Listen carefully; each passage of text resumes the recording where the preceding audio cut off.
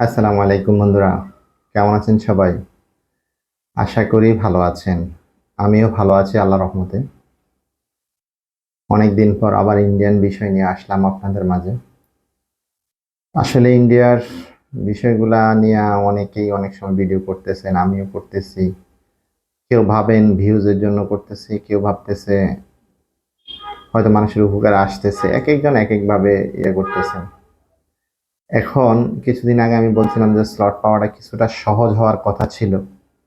Even বর্তমানে attended ছাড়া কোনো ভিসা দিবে কিনা, তারপর যারা রিফিউজ খেয়েছেন বা রিজেক্ট খেয়েছেন বা আবেদন করার পর হাই কমিশন থেকে বা যে কোনো এম্বাসি থেকে ভিসা পান নাই, তাদের করণীয় কি বা আসলে কি হচ্ছে, ডাবল এন্ট্রি ভিসা দিচ্ছে কিনা, ট্যুরিস্ট ভিসা হবে কিনা, এই সকল বিষয় নিয়ে আলোচনা করবো আজকে।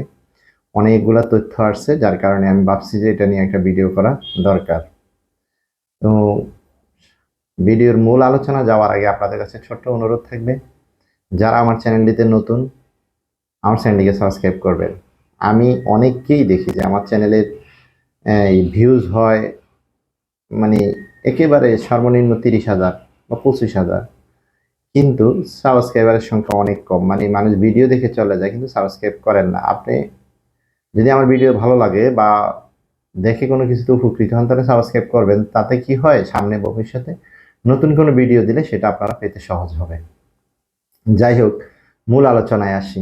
মূল আলোচনা হচ্ছে, আমি জানুয়ারির 19 তারিখ ভিসা পাইছি, আমি পাইছি বা আমি দেখছি যারা আমি ভিসা পাওয়ার সাথে সাথে রিলেটেড যারা পাইছে, তো মিনিমাম 8-10 জনকে আমি দেখেছি ভিসা পাইছে। এবং কালকেও দেখছি যে ইন্ডিয়ান গ্রুপের মধ্যে, ফেসবুক গ্রুপের মধ্যে লেখছে যে যদি ভিসা নাই হয় তাহলে 1,000-1,500 লোক যমুনা ফিউচার পার্কের ভিতরে পাসপোর্ট ডেলিভারি দেওয়া জমা দেওয়ার জন্য আপ ডাউন কেন করে, তার মানে কি ভিসা হচ্ছে? তা আমি আমার 19 তারিখের অভিজ্ঞতাটাই বলি। আমি যখন ভিসা পাইছি তার সাথে আমি দেখছি যে 8-10 জনেই ভিসা পাইছে। আমি যখন বের হয়ে আসি তারা অনেকেই ভিসা পাইছে এবং অ্যাটেন্ডেড ছাড়াই ভিসা পাইছে।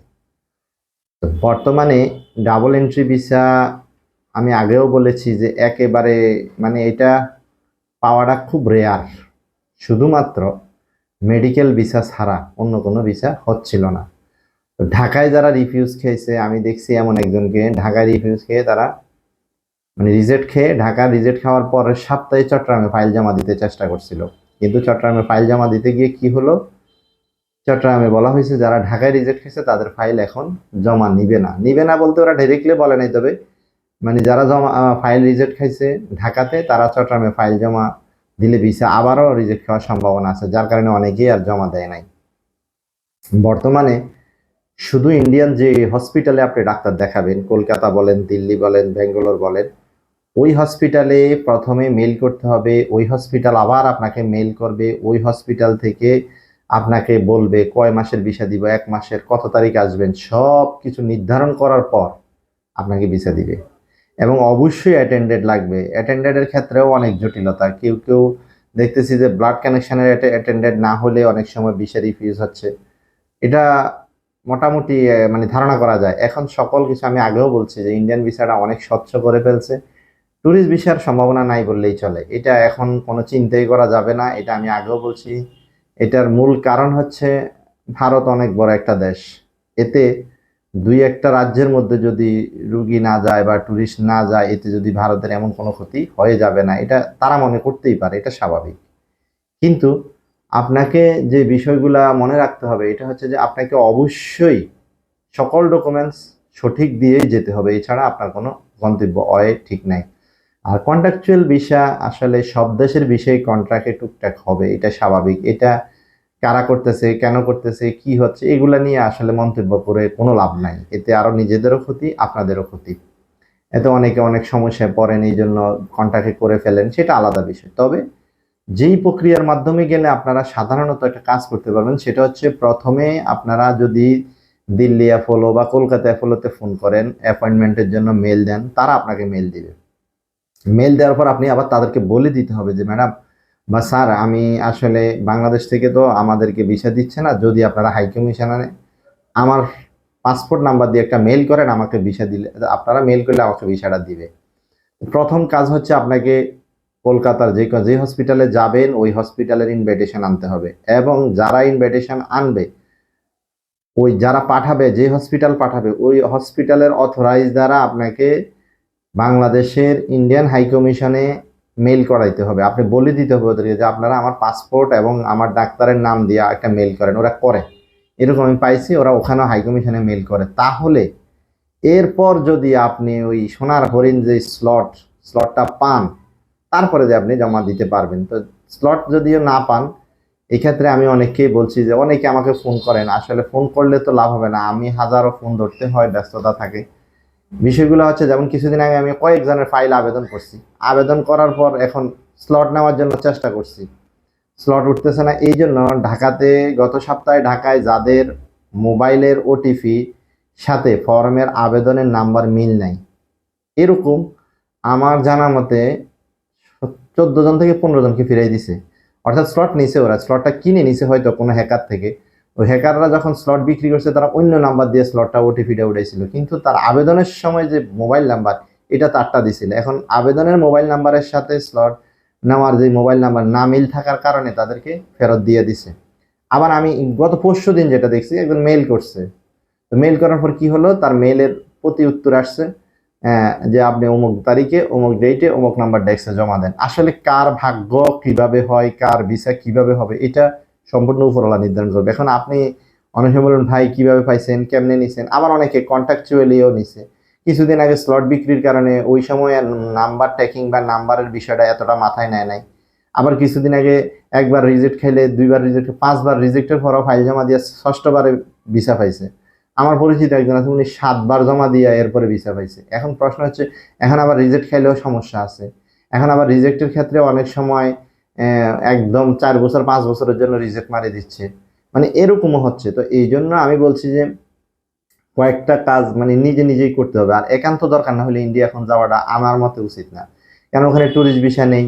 এখানে মেডিকেল যে বিষয়, মেডিকেল ভিসার অনেকগুলো বিষয় আপনাকে ফিল আপ করতে হবে। প্রথমে মেডিকেল যে হসপিটালে দেখাবেন ওই হসপিটালের সাথে যোগাযোগ করতে হবে, ওখান থেকে আপনাকে ইনভাইটেশন আনতে হবে। যে ডাক্তার দেখাইবেন ওনারা অনলাইন অ্যাপয়েন্টমেন্ট দিবে, ওই অ্যাপয়েন্টমেন্ট আবার বাংলাদেশের হাই কমিশন, ইন্ডিয়ান হাই কমিশনে মেল করতে হবে। তারপরে এটার পরে যে আপনাকে এবারে স্লট নিতে হবে, স্লট না পাইলে মেইল করতে হবে, মেইল না করলে হাই কমিশনে যেতে হবে। এত কিছুর পর এরপরও ভিসা পাওয়াটা মানে সম্ভাবনা নাই বললেই চলে। এখন আমি আপনাদেরকে সবাইকে পরামর্শ দিব, আসলে ভাই যদি আপনার ধৈর্য কুলায়, আপনার মেন্টালিটিগতভাবে সাপোর্ট হয়, একান্ত দরকার হয়, তাহলে আপনাকে এই কাজগুলো করতে হবে। এইভাবে করেই আপনাকে ভিসা নিতে হবে, 1বার 2বার 3বার 5বার চেষ্টা করে ভিসা নিতে হবে, কিচ্ছু করার নাই এখানে।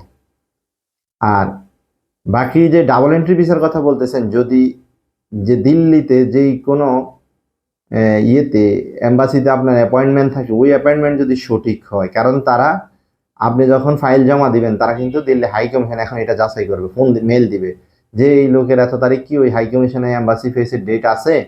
যদি ওই তারিখ ডেট ঠিক থাকে তাইলে আপনি ভিসা পাইতে পারেন, এবং অনেকে পাইছে। কিন্তু আমরা অনেকে দেখা যাচ্ছে এখনো ভিসা লাগে নাই, ওয়ার্ক পারমিট আসে না, আমরা আগে ভিসা লাগাইতে হবে। তো কি করে ভুল একটা ওয়ার্ক পারমিট দিয়ে এই দিয়ে সেই দিয়ে ডাবল এন্ট্রি ভিসার জন্য জমা দেয়। এরপরে কি হয়, ভিসা হয় না, রিজেক্ট খায়। এরপরে চিন্তা করে, অন্য বিষয়ে চিন্তা করে কিভাবে ঢুকা যাবে, কি করা যাবে, এরপরে কন্ট্রাক্টে চলে যান। এগুলো আমাদেরও ত্রুটি আছে। কারণ এটা কেনই বা এমন হচ্ছে, কি হচ্ছে, এগুলো সব আপনারা বোঝেন, সবাই জানেন, সব দেশের মানুষই বোঝেন যে এটা রাষ্ট্রীয় কূটকৌশল। এখানে আমরা সাধারণ জনগণ এটা নিয়ে মাথা ঘামানোর মতো আমি মনে করি কিছু নাই। তার কারণ ইন্ডিয়া বাংলাদেশ সম্পর্ক কোনো না কোনো সময় স্বাভাবিক হয়ে যাবে, এটা স্বাভাবিক। এটা হয়তো এখনকার জন্য এটা রাজনৈতিক প্রেক্ষাপটে সব দেশের, শ্রীলঙ্কার সরকার পরিবর্তন, মালদ্বীপের সরকার পরিবর্তন, এরকম হইতেই পারে। এই জন্য আমি আপনাদেরকে বলবো, যাদের একান্ত প্রয়োজন নাই চিকিৎসার জন্য, একান্তই এখন চিকিৎসা না করালে চলবে না, তারা চেষ্টা করবেন। আর যাদের চিকিৎসা মানে এখন না হলেও চলে, আপাতত বাংলাদেশে দেখাইলে চলে, তারা আপাতত এই বিষয়ে অন্তত আগামী 1 বছরের জন্য অফ যান, চেষ্টাটা কম করেন। আর আপনাদের সাথে আমার এতটুকুই অনুরোধ থাকবে, যারা মেডিকেল ভিসা করবেন তাদেরকে, যারা মেডিকেল অ্যাপয়েন্টমেন্ট আনবেন, ওই মেডিকেল অ্যাপয়েন্টমেন্টটা যেন সঠিক থাকে, অনলাইন ভেরিফাইড থাকে, এবং ওই মেডিকেলের হসপিটালকে আপনারা ফোন করে বলে দিবেন। কারণ আপনারা যখনই যে হসপিটাল থেকে অ্যাপয়েন্টমেন্ট নেবেন আপনার মোবাইল নাম্বার থাকবে, ওখানে হোয়াটসঅ্যাপে ওরা নক দিবে। পাসপোর্ট নাম্বার এগুলো দেওয়ার জন্য, তখন ওদেরকে অনুরোধ করবেন যে আমাকে হাই কমিশনে একটা মেল দিয়ে দিন, যাতে আমি হাই কমিশন আমাকে ভিসাটা দেয়। কারণ এত আয়োজনের পরেও অনেক সময় ভিসা দেয় না। তো স্লট আমি বলবো 10 দিন চেষ্টা করি, একদিন পান কিনা সন্দেহ আছে, তারপরে এখন পাচ্ছে, তবে খুবই সামান্য। আর 2 নম্বরে হচ্ছে মেল দিয়ে 5 জন বা 10 জনের মধ্যে লোক মেল দিয়ে 1 জন বা 2 জন মেলে পাচ্ছে, আর বাকি রইল হাই কমিশনে ফাইল জমা। আমি মনে করি হাই কমিশনে ফাইল 10 বার জমা দিল, 10টাতে একটারে কল করে কিনা সন্দেহ আছে। এই যত চেষ্টা আর কি, চেষ্টার মধ্যে চলতে হবে, এছাড়া কোনো উপায় নাই। এই জন্য বলছি, শুধুমাত্র মেডিকেল ভিসা আছে, তাও এটা অনেক।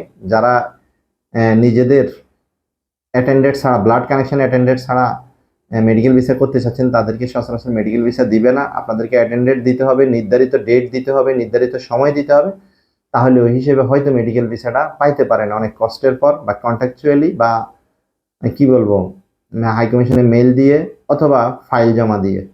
ভালো থাকবেন। আল্লাহ হাফেজ। আসসালামু আলাইকুম।